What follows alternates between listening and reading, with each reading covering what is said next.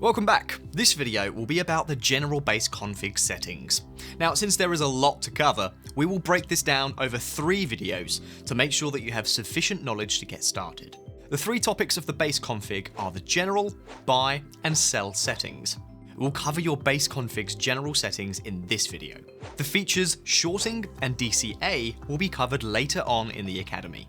What you're going to learn in this video: you'll get familiar with all features of the config, including the base config, config pools, signalers, and triggers, as well as how to load a hopper template, how to configure your exchange settings, and how to configure notifications. Configuring your hopper is one of the most important things you can do, because it determines your trading strategy's effectiveness. It may seem challenging, but we're sure that you'll get the hang of it once you get the logic behind it. The configuration, or config as we call it, is separated into 4 parts. You've got base config, config pools, signals, and triggers. Your base config is where you configure your default settings for your hopper. If you want separate settings for specific coins, then you can use a config pool to create different settings for particular currencies. Config pools will always override your default base config settings. You can also configure the signals you follow. These are trading signals sent out by third-party analysts that your hopper can use to trade automatically. Subscribe to signalers in the marketplace and configure them in the signals section. Triggers are specific actions that you want your hopper to make based on particular criteria. For example, if you wish your hopper to stop running at all when Bitcoin goes up 5%, you create a trigger that ensures that for you.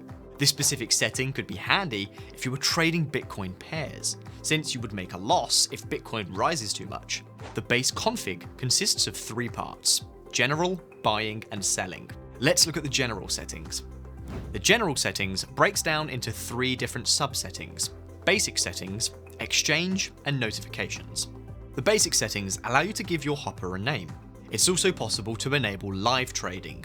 Live trading must be enabled if you want to open positions on the exchange. If you want to see what your hopper would do without actually placing orders on the exchange, you can disable live bot. Additionally, you can see what template you're using and when the template was loaded. If you want to save your current template or load another template with different settings, for example, when the market turns bullish or bearish, then you can click on Actions in the upper right corner of the base config.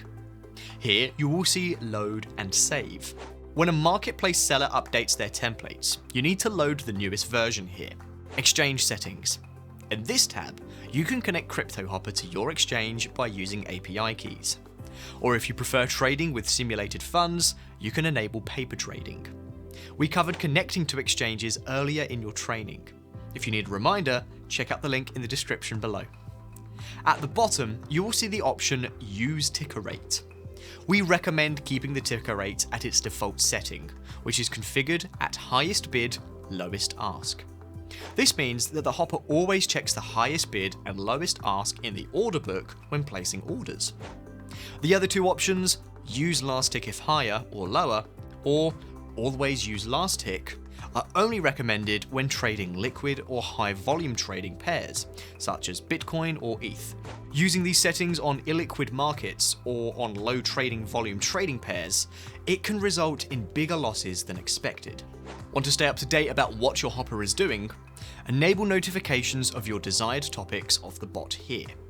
Keep in mind that you won't receive notifications when you have notifications enabled in your hopper, but disabled in your user profile.